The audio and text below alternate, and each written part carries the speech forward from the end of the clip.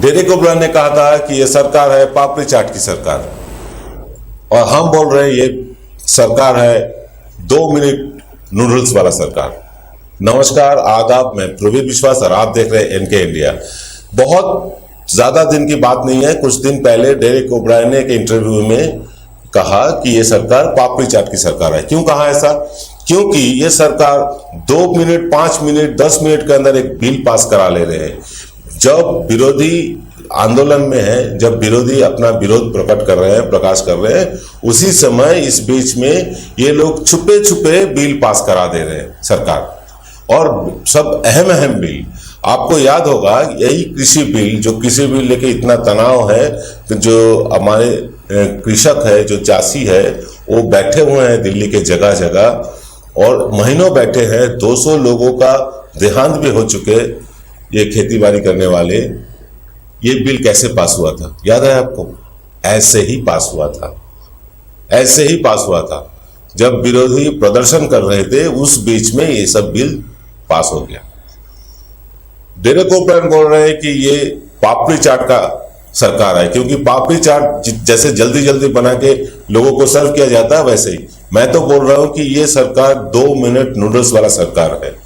ये कैसे भी हो अपना बिल पारित करने में लगा हुआ है, कैसे भी हो, छल कपट जो भी है, साम दाम दंड भेद सब अप्लाई कर रहे हैं अपना बिल पास कराने के लिए।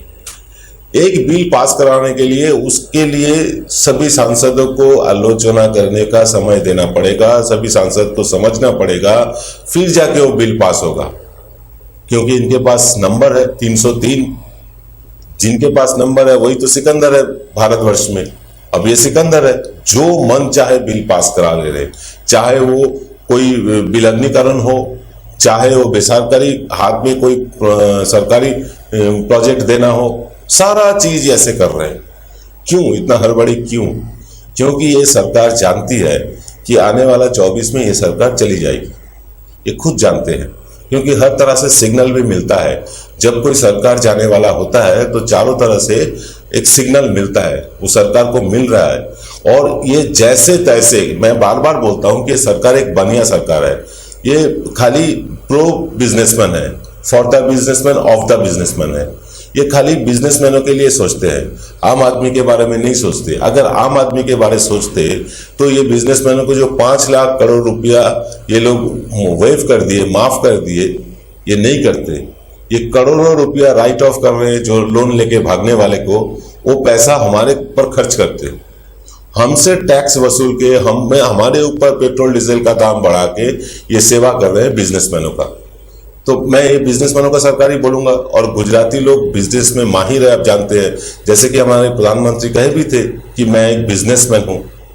अमित शाह सीना ठोक के कहते हैं क्या वो बिजनेसमैन है? तो जब बिजनेसमैन सरकार में आती है तो क्या हाल होता है? आपको याद होगा अंग्रेज के जमाने में, अंग्रेज भी यहां बिजनेस धंधा करने आए थे। धीरे धीरे धीरे धीरे वो सत्ता में आ गए। ये जो गुजराती लोग हैं, ये गुजराती लोग ज्यादातर लोग बाहर से आए हुए थे, पारस के आसपास से आए हुए थे। ये भारतवर्ष में आए, बैठे रहे यहाँ। धीरे धीरे क्या हुआ, ये यहाँ का सरकार में आ गए। अब जब सरकार में आते हैं कोई बनिया, क्या होता है, वो जहां भी जाओ बिजनेस ही करेंगे ना, वैसा ही वो बिजनेस करने लगे। क्योंकि सरकारी जो जमा पूंजी है वो तो ये लोग अपने पार्टी के फंड में खर्च कर दिए। 11,000 रुपया का माहौल बना दिया party office, 7 star party office बना लिए। ये पैसा आएगा कहां से? यहीं से ना आएगा। और सरकारी जो संस्थाएं हैं उसको बेच के जो पैसा आ रहा है, वो पैसा कहां खर्च हो रहा है, इसका कोई हिसाब किताब हमारे अर्थमंत्री अब तक नहीं दिए। हमको जानने का अधिकार है कि भाई क्यों बेच रहे हो आप सांसदों को बोलो। आप मन की बात करते हो, मन की बात में एक दिन कह दो कि मैं आकाशवाणी को भी बेचना चाहता हूं, बोल दो आप। लेकिन वो बोलेंगे नहीं, वो छुप छुपे पीछे के दरवाजे से सारा सामान, सारा जो सरकारी संस्था है वो बेच रहे हैं और सांसदों को खबर तक नहीं है। बिल पारित हो जा रहा है, बिल पास हो रहा है, लेकिन सांसदों को कानों कान खबर नहीं हो रहा है। जब वो विरोध प्रदर्शन कर रहे होंगे उसी समय ये सब बिल पास हो जा रहा है। इसी बीच में तृणमूल कांग्रेस के एक सांसद शांतनु सेन उनको ये पूरे सत्र से निलंबित कर दिया गया। जो मानसून सत्र है पूरे संसद सत्र से निलंबित कर दिया।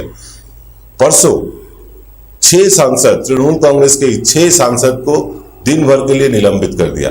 मतलब ये नहीं चाहते कि विरोधी पक्ष राज्यसभा लोकसभा में रहे, ये नहीं चाहते, क्योंकि अगर इनके विरोधी नहीं रहेगा तो संसद में बिल आराम से पारित हो जाएगा, कोई हल्ला भी नहीं होगा। बिना हल्ले का चुपचुपे जितना चाहे बिल पास कर लो, वो सांसद को देने का भी जरूरत नहीं है, भाई पढ़ के देखो क्या है, वो भी जरूरत नहीं है। जैसे तैसे बिल को पास कराना इनका मकसद है, वो पास करा लेंगे। मतलब ये सरकार नहीं चाहती कि विरोधी पक्ष रहे। विरोधी पक्ष का आवाज भी सुनने का एक धर्म होता है, संविधान में है कि विरोधी पक्ष को आप सबसे ज्यादा मर्यादा दो। ये विरोधी पक्ष को मर्यादा नहीं दे रहे, ये खाली बिजनेसमैनों का सुन रहे हैं। और यही कारण है, बस यही कारण है 2024 में बीजेपी का पतन। आज आप ये वीडियो रिकॉर्ड कर लीजिए, सेव कर लीजिए, डाउनलोड कर लीजिए, कुछ भी कर लीजिए। 2024 में फिर आपसे मुलाकात होगी, उस दिन आपसे हम रूबरू करेंगे कि हम क्यों ये बात बोले थे। क्योंकि जिस बिजनेसमैन के लिए ये कर रहे हैं, इसमें भी कुछ बिजनेसमैन इनके रवैये से नाराज है और ये आगे फंडिंग नहीं करेंगे, ये पक्का है। बस ये फंडिंग अगर नहीं करेंगे तो बीजेपी पैसा देके वोट खरीदने का जो पॉलिटिक्स करते आए हैं, शायद वो बंद हो जाएगी। क्योंकि सी प्लेन में चढ़ के पॉलिटिक्स करना या तो 3D प्रचार करके पॉलिटिक्स करना, प्रधानमंत्री एक जगह से दूसरे जगह जो विमान में जाते हैं, जो एरोप्लेन में जाते हैं, वो ये सारे खर्च बंद हो जाएगी।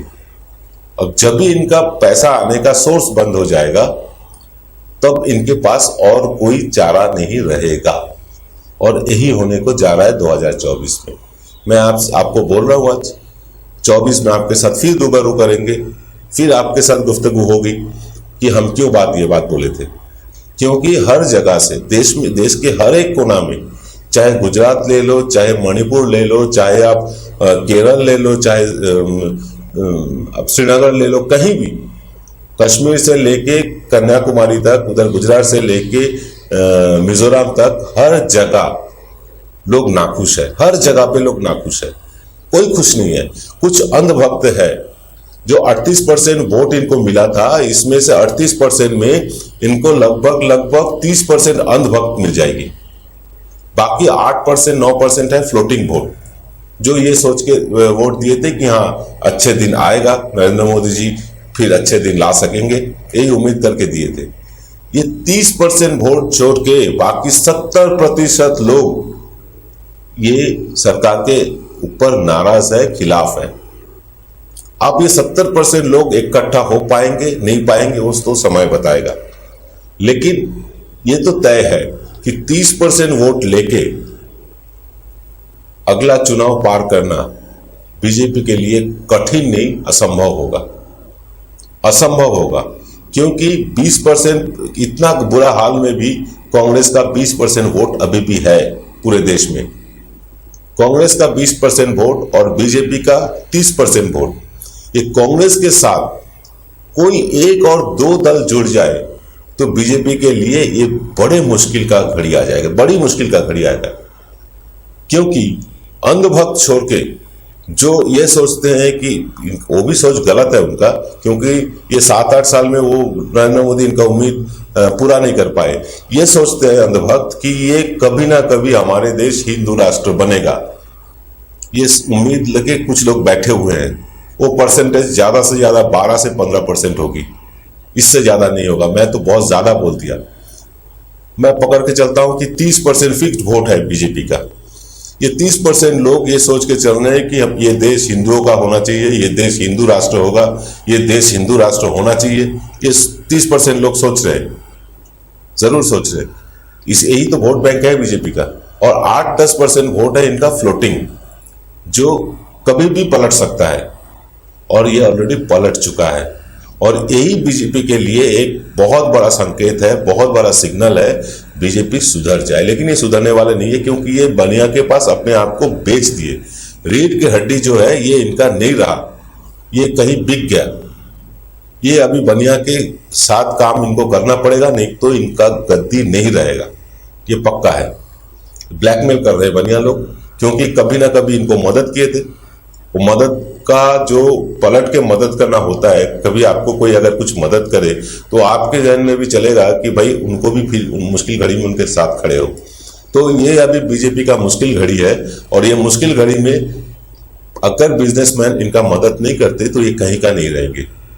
2024 बीजेपी के लिए बहुत कठिन लड़ाई होगा, क्योंकि अगर ये राहुल गांधी, ममता बनर्जी के साथ तेजस्वी यादव, अरविंद केजरीवाल, उद्धव ठाकरे, अमरिंदर सिंह, ये सब अगर एकजुट हो जाते हैं, यदि एकजुट हो जाते हैं, तो साफ साफ कह देता हूं कि बीजेपी अगले इलेक्शन में 100 सीट भी जीत नहीं पाएगा। 125 नहीं, 125 सीट के ऊपर जीत नहीं पाएंगे।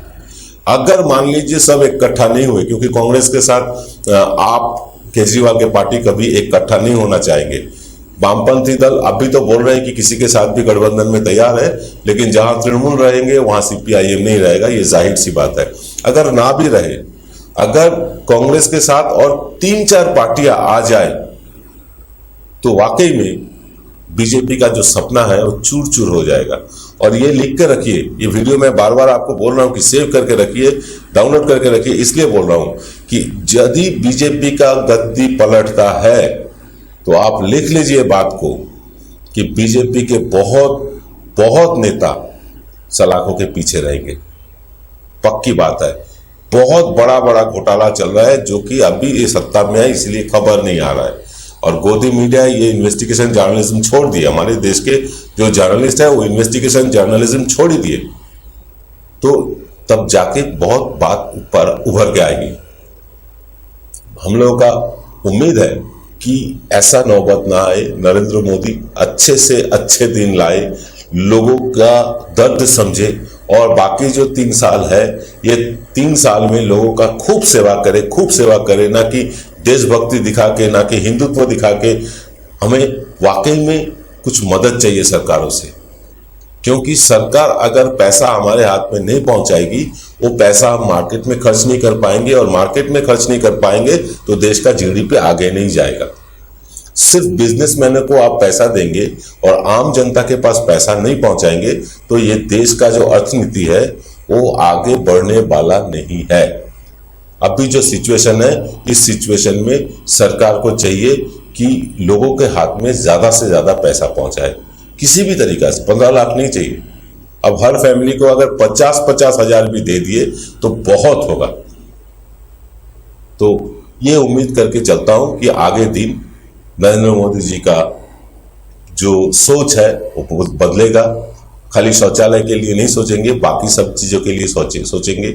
जो राज्य उनके विरोधी है, जैसे पश्चिम बंगाल हो गया, जैसे तमिलनाडु हो गया, जैसे महाराष्ट्र हो गया, सबके साथ एक समानता से वो देखेंगे, यही उम्मीद करता हूं। आज भर इतना ही। सब ठीक से रहिए, अच्छे से रहिए, सावधानी से रहिए। जय हिंद।